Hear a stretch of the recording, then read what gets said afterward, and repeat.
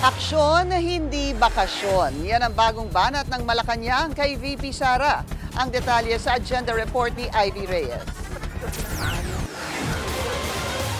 Pinepersonal daw ni VP Sara ang galaw ng administrasyon. Kaya kung mayroong dapat sisihin sa palitan ng tirada ng dalawang pinakamatataas na opisina ng gobyerno, ang bise ito.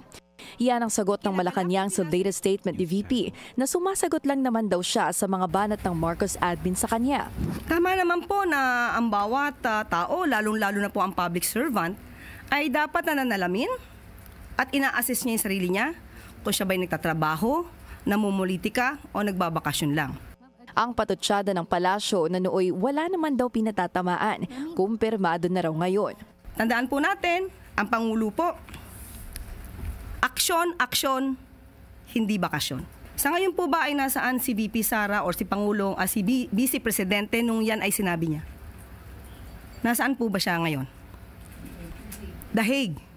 Ayon kay Castro, maging ang 20 pesos na bigas program ng Pangulo, pinulitika ng bise. Kaya paano raw masasabing si PBBM ang nagsimula ng kanilang sagutan?